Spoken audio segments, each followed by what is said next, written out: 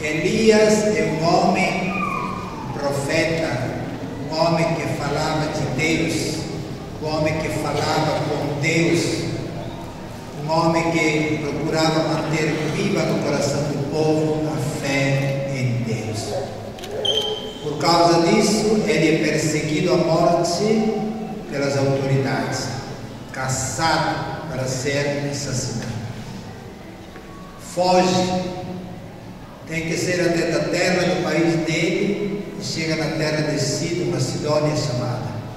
Faminto, época de seca, e encontra casualmente ou providencialmente uma mulher com seu menino, ela também na beira da morte de fome, está catando os pedacinhos de madeira, os gravetos, para cozinhar, como ela disse, o último pãozinho, um pouquinho de farinha, um pouquinho de óleo, para preparar um pãozinho para o filhinho, e ela indo com as mulheres. Mas, olha aqui, o profeta diz: eu também estou morrendo de fome, prepara para mim, Deus não vai faltar para você, para seu filho, o alimento. E ela, se priva daquele pãozinho para ela, para seu filhinho, para dar ao irmão que está falando. O que acontece? Se nunca faltou o óleo, nunca faltou a farinha dentro da sua casa, por longo tempo, até vir a chuva e melhorar a situação. Notaram a providência divina? Eu, depois de celebrar a primeira missa de manhã, peguei 2 pãozinhos e coloquei na lata lá da minha casa. Deve ser um gesto, não um gesto de superstição, mas um gesto de fé na providência divina. Crer. Se Deus nos coloca no mundo, naturalmente Deus nos coloca no mundo e quer e nos dá a possibilidade de nós viver. Basta os homens realmente se considerar como irmãos. Se uma pessoa morre de fome porque outro não repartiu um pouco daquilo que tinha, porque a terra dá para alimentar a todo mundo. Então, olhe a providência de Deus. Depois de escutar o Evangelho, ele diz que o cristão deve ser o quê? A luz. Onde se coloca a luz? Debaixo dos bancos? Lá no alto, para quê? Para que ilumine a todos que estão na casa. O cristão é aquele que realmente vive neste amor a Deus, nesse amor aos seus irmãos, e se torna assim como uma luz que ilumina a vida para todos nós. O importante isto na nossa vida, importante. Tem uma palavra que diz assim: a Bíblia é o livro do cristão. Pergunto a vocês, e qual é o livro dos analfabetos e daqueles que não são cristãos? Qual é? Não é o mesmo, não. A pessoa é analfabeta, a pessoa nunca conheceu a Bíblia, a pessoa está desligada da Bíblia. A Bíblia é o livro do cristão, e a vida dos cristãos é a Bíblia para aqueles que não conhecem ainda nosso Senhor. Jesus falou, devemos ser a luz. Nós devemos ser, a nossa vida, nosso exemplo. E olhe exemplo de Santo Antônio. Santo Antônio, vamos dizer, é uma Bíblia vivente. Como é que ele viveu? Olha aquilo que faço eu agora. Abra meus braços. Se cada um de nós abre os braços, quem que nós somos? Somos uma. Olha, Papai do Céu, como é bom. Ele escreveu na Bíblia, antes dos livros, escreveu na nossa vida, nosso corpo. Nosso corpo. Nós somos uma cruz. O que quer dizer esta cruz? Ama a Deus sobre todas as coisas e ama teus irmãos, começando dentro da tua própria família. Esse é Santo Antônio. Nasceu numa terra distante, era no Portugal. Com 15 anos entrou no seminário para se tornar padre, sentiu o chamado de Deus. Saiu depois da cidade de Lisboa, onde nasceu, para uma cidade mais tranquila, menos movimento, poder se dedicar mais ao seu estudo dele, foi na cidade de Coimbra. Com 25 anos se torna padre, de repente passa por aí 5 franciscanos que iam para a África para anunciar Jesus, para ser uma luz para aquele povo. Passa um ano, volta 5 cadáveres. Foram assassinados por pessoas que não acreditavam em Deus. Santo Antônio disse: eu nunca mais vou para um lugar desse. Será que ele pensou assim? Pelo contrário, sentiu mais ainda a coragem, a alegria de levar a palavra de Deus para seus irmãos. Mas para fazer isto, precisa ter um coração que esteja repleto realmente do amor a Deus. E sinta também esta coragem, esta luta para levar a palavra de Deus aos seus irmãos. Este que é missionário, que ama a Deus e, levando a palavra de Deus aos irmãos, ama também seus irmãos. Só que nem sempre os planos nossos, são os planos de Deus. Parte para a África, deve ter ficado não mais de poucos meses, doente, não sabemos de quê, e obrigado a voltar para Portugal, e no mar, uma tempestade violentíssima, leva o navio na ilha da Sicília, no sul da Itália. Na época que os franciscanos eram convocados por São Francisco para a primeira reunião geral franciscana, era em torno de 5.000 franciscanos. E ele vai. Já ele deixou de ser agostiniano para ser franciscano, para ser missionário, a palavra de Deus. Nós encontramos com esse santo, São Francisco, que era realmente outra figura de Cristo, tanto verdade como São Francisco. Um dia estava frente ao crucifixo, de repente saíram um raio de luz das feridas, das mãos, do peito, dos pés de Jesus crucificado, e São Francisco se tornou um Cristo vivente, as chagas.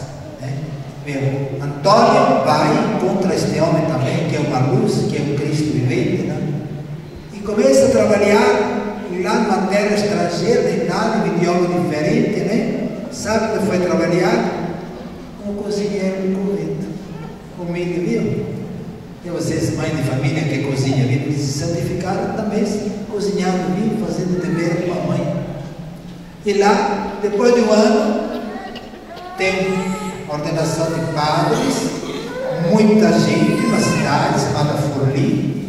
Lá vai o bispo para consagrar os padres, sempre na oportunidade, e um grande pregador para fazer aquela homilia bonita, O que aconteceu?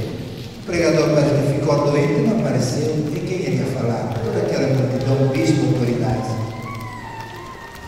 Fez esse português, um ano que estava lá, ninguém teve coragem. Se defez, se não faz tão bonito, vamos perdoar, porque é estrangeiro, pouco tempo que está aqui, Olhe, quem tem o coração cheio de Deus, fala a Deus, transborda a Deus. Aquele homem falou naquela oportunidade e todo mundo ficou encantado, fascinado, porque a palavra que saía realmente do coração de um homem e que conhecia.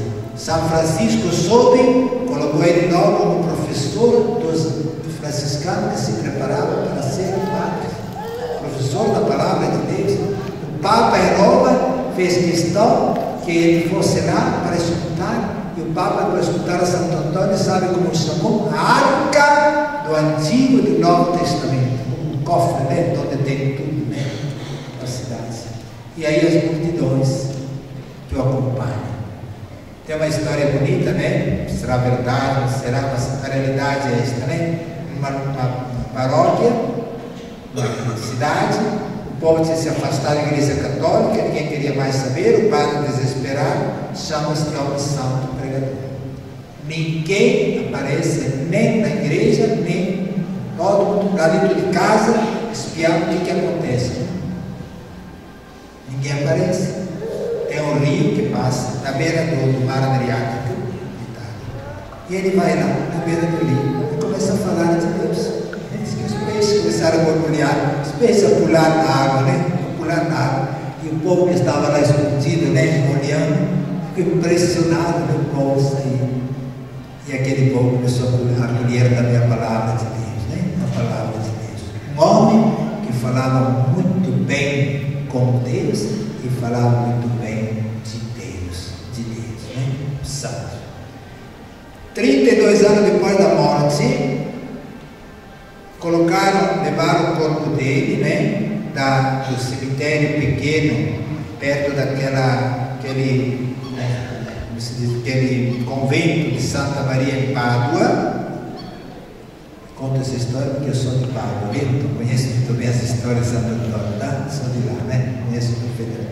Então, foi retirado o corpo de lá para colocar na basílica, hoje é belíssima basílica, né? Ela demorou um século para ser enfeitada, mas está hoje, né? Quando abriram, encontraram o cadáver como qualquer um, depois de 32 anos, mas a língua do santo estava vermelha como se estivesse falando ainda. A língua de hoje existe, e até as cordas vocais deles existem. O resto, porque quase para dizer para nós, olhe, o homem que falou também com Deus, o homem que falou também de Deus, falou com Deus, falou de Deus, a língua para dizer para nós, olhe, isso aqui é a luz, olhe, escute aquela palavra, converse com Deus, procure estar em diálogo com Deus, ama Deus sobre todas as coisas, ama Deus, e ama os irmãos também, quantos milagres que aconteceram, olha família, estes dias estávamos triturados de notícias feias, né, aquele caso de coisa que é um escândalo, que eu processaria os meios de comunicação, porque fala, sabe o que acontece? A pessoa meio paranoica, vai fazer coisas semelhantes, vai fazer, isto vai, e depois, onde está o respeito por uma mãe, né, que teve uma filha, já envergonhada, coitada, os pais, os parentes, os familiares, eles que não têm culpa nenhuma, como é que vão ficar? Qual é o respeito que se tem? Dá notícia, mas não todo dia, semana em semana. Uma mãe desesperada, o seu neném no colo, chega perto do santo, e o marido atrás dela, bravo, acusado de adultério, que não era filho dele, aquele menino. Vou procurar aqui, a imprensa, aos jornais, pegaram uma espingarda, o que vão? Vai lá neste santo Antônio. Santo Antônio escuta aquela mãe, vê as lágrimas daquela criatura inocente, uma mãe, e o santo fala para o neném, menino, filho de Deus, mostra quem é teu pai, mostra. E o menino, o nenenzinho, não sei de quantos meses, né? Como é que ele mostra ao pai e fala para o meu pai, para reconciliar a família. Viu? O amor a Deus, o amor à próxima família. A injustiça, Moreira de Florença, o santo você vai em Pádua, Mário Moreno, tem uma figura lá, tem um homem, agiota, que sugava dinheiro dos pobres, sugava. Morreu, queria a pregação de Santo Antônio, que é um grande santo pregador. Santo Antônio foi lá o cadáver no meio da igreja, né? Eles estão lá. Sabe como começou a pregação de Santo Antônio? Com as palavras de Jesus. Não era a palavra dele, não, a palavra de Jesus. Falou assim: o teu coração está lá onde está o teu tesouro.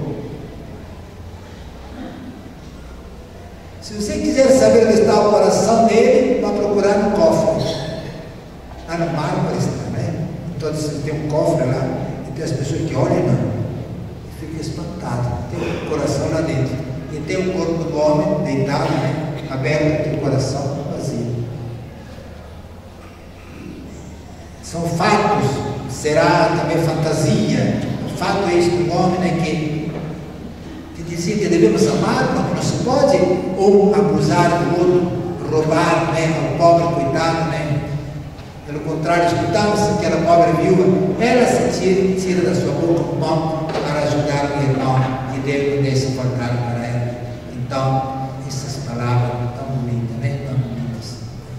Um homem que amou profundamente a Deus. Como é que mora o santo? Olhe, as histórias que não se sabe exatamente a morte. Quando dizem que teria morrido com 36 anos, né? Eu nunca aceitei, porque sabemos que nasceu em 1195, mas a morte não se tem nada certo. Em 1981, 20 estudiosos de fama mundial, alguns nem católicos, estudaram em Pádua, abriram outra vez o cofre onde está o corpo do santo, né? E duas coisas que me chamou a atenção foi o relatório do estudo dele. Primeiro, que para estudos ósseos ele não devia ter apenas 36 anos, mas devia ter bem mais de 40. Porque, olha, na Itália foi por tantas cidades, na França, naquela época não havia nem trem, nem helicóptero, nem avião, né? Era a pé, ou uma mula, ou um cavalo, não sei o que era, né? Tanto se levava a palavra de Deus. Então, que era o nome. E segundo, sabe o que encontraram? Olha, constataram, nos joelhos tinha um sobrecargo. Estudioso nem católico disseram: nossa, este homem deve ter passado muitas e muitas horas ajoelhado para constar um cargo nosso sobre os joelhos. Viu? Aquele que conversa muito bem com Deus, aquele que conversa bem com Deus, aquele que ama a Deus, aquele que procura fazer a nós. Está sentindo-se muito doente, grave, está no lugar a 21 quilômetros de Pádua. Pede aos irmãos de levá-lo para a cidade, o convento de Santa Maria, que era a casa dele, para morrer e ser sepultado. No carro de boi, imagine, 21 quilômetros, não era asfalto não, né? 800 anos atrás, quase, né? Quando em cima da Pádua, deitado na Pádua, no carro de boi. Quando chega em Pádua, antes de entrar nos muros, Pádua é uma cidade antiguíssima, não com os muros, agora tem um pedaço de muro. Então, vê que está morrendo. Então, para aí. Olha, é um santo. Sabe o que é pedir? Receber a Eucaristia, a santa unção dos doentes. Morrer com um bom cristão, né? Com a ajuda de Deus, recebe o sacramento. Depois, sabe o que mais? Pede, fio de voz aos irmãos, pede para que reze a salve, que cante a salve, era devotíssimo de Nossa Senhora. E eles, não sei se chorando, não chorando, aquele 3 ou 4 frases que estava aí em torno daquele carro de boi, né? Reza o canto, a salve dele. Ele parece se apagar. De repente abre os olhos, tenta um esforço para levantar a palma do braço, olha para cima. Eu vejo, é o Senhor, eu vejo, é o Senhor, eu vejo, é o Senhor. 13 vezes. Como é que moram os santos? Assim. Viu? A pessoa dizendo: perdi minha mãe, perdi meu pai. Eu sei que palavra feia. Mas será que quando uma pessoa vai para a casa de Deus é perdido? Pelo contrário, não é verdade? Né? Se encontra com Deus. Aí a televisão fala. Naquela época tinha televisão, viu? A criançada da cidade foi andando por todo que canto da cidade. Morreu o santo, morreu o santo, morreu o santo. O Papa proclamou ele santo menos de um ano depois da morte. E o santo que se tornou santo em breve, menos tempo possível depois da morte.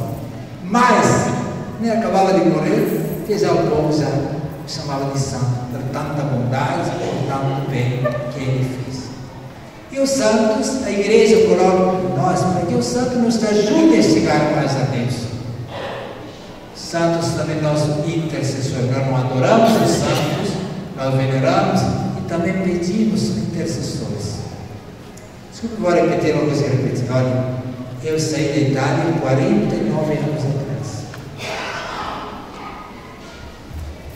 Meu irmão mais velho, casado, tinha um filhinho de 6 meses. Devia sair de casa domingo para ir ao Equador. De navio, 21 dias de navio. Domingo. Sábado, chego em casa depois da missa, minha mãe entrando, berço vazio. Mas por Por que está chorando? Cadê o neném? De urgência, eu estava na igreja, foi levado para o hospital, meningite. Primeiro, minha mãe, pela minha saída, imagine como ficava. Você que é sua mãe sabe, né? Minha mãe pensava que os leões não comeriam, minha mãe não beberia mais, porque minha mãe nunca saiu da roça. Nunca tivemos luz elétrica, nunca tivemos rádio em casa, nunca teve celular, nunca. Nós vimos os pobres daquela época, né? Da roça. Então, que sofrimento. E eu que estou partindo, e o neném está morrendo. Eu trazia de um dia, domingo, fui à tarde lá com meu irmão, meu pai, era criança. O menino estava dentro daquelas tubo de vidro lá em Equador, mas um grande, né? Perguntei ao médico o que eles estavam começando, não posso dizer nada, é uma expressão muito grave, mas vamos tratar. E eu, o que fazer? Diante do sofrimento de tudo. E não. Eu também não vou partir assim mesmo. Deus me chama para lá. Eu vou, né? Missionário. E saí de casa, depois de um mês, né? Eu chego lá, né? Já no Equador, encontro uma carta assim, sabe que graças a Deus se salvou, já está em casa, fica em casa. Olha, eu tenho irmãos, tenho sobrinhos. Eu não fiz o casamento de ninguém porque sempre estava aqui distante. O único que fui casado foi aquele sobrinho. Eu em 2004 fui lá fazer o casamento dele, graças a Deus. Olha como essas coisas de Deus, mas sabe o que acontece? Nós saímos lá do hospital, né? Imagina como saímos do hospital, eu, meu pai, minha mãe não em casa, mas meu irmão, a mãe da criança, e fomos na Basílica de Santo Antônio, 400 metros lá do hospital, suplicar a Santo Antônio por essa criança, o pai São Antônio, que foi o pai daquele menino, São Antônio, meu irmão mais velho, e fomos lá suplicar a Santo Antônio, e graças a Deus, olha o pai do homem lá, trabalha, né, sua família, graças a Deus. Foi graça? Eu penso que sim. Se quiserem crer, se quiserem crer, né? Nós suplicamos, fomos lá suplicando, pranto, né? Pedir Santo Antônio, né? São nossos intercessores, são pessoas que estão perto de Deus, pessoas que eram apaixonadas por Deus, mas o santo não é apaixonado só por Deus, é apaixonado para o bem dos seus irmãos também. Por isso nós somos uma. E que quer dizer uma cruz? O filho que paga o Pai do céu ama a Deus sobre todas as coisas, mas também deve amar seus irmãos. Tanto é verdade que quando chegaremos no fim da nossa vida de idade, o Papai do céu não perguntará, vai me perguntar, você estudou na UCP, você vai no céu. Você estudou na Estácio, vai no purgatório. Você fez só a quarta série, vai para o inferno. É assim? Não. O que você perguntará? Eu estava com fome, você me deu de comer. Eu estava com frio, já distribuí 213 cobertores esta semana, tá? Espero os outros, né, para distribuir. Vou lá no morro lá, onde tem coitados pobres, né, levaram. O que você dá, né? Ano passado, lá em cima da Pedro Lima, última casa, quase na beirada do Caixador, lá em cima, pedreira lá em cima. Bato o palo, sai 3, 4 crianças pequenininhas, fiquem olhando assim. Atrás vem uma mãe. A senhora me conhece? Conhece? O senhor é padre dos cobertores.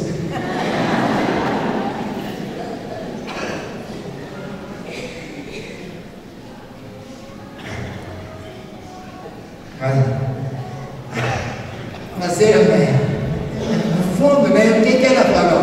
Uma pessoa que ajuda, né, que faz caridade, né? Mas é assim que deve ser a nossa vida, né? Assim deve ser a nossa vida. Olhe, a Bíblia, Deus a gravou no nosso corpo, ama a Deus.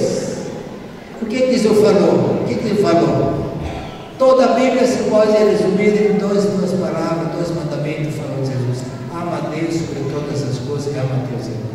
Esses são os santos que viveu para isso, quanto bem que ele fez e quanto bem que continua fazendo, porque o santo não morre, estão com Deus, são os amigos de Deus, são melhores pistolões para nós, viu? Pistolão perto de Deus, nem até para nós, meu presidente. Então, esses que são santos, Esse Santo Antônio, olha que é impressionante. É impressionante, é difícil encontrar uma igreja no mundo de igrejas antigas que não tenha imagem de Santo Antônio. É o santo mais popular do mundo, mais popular do mundo, por todo que canta, por todo que canta. Santo, homem realmente, né?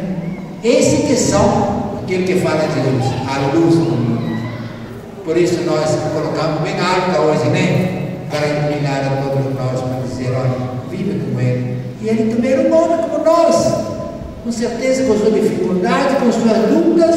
Se Ele se tornou isso, por que nós não podemos? Por que nós não podemos também ser cristão de verdade, viver cada um no seu? É pai de família, é pai de família, é filho, é pai. Todos nós. Deus deseja realmente que vivamos assim. A santidade, né? Que vivamos a santidade, não é fazer milagre, né? Faz a Deus, né? Para nós vivermos assim. Ama a Deus e ama a Deus irmãos. Amém?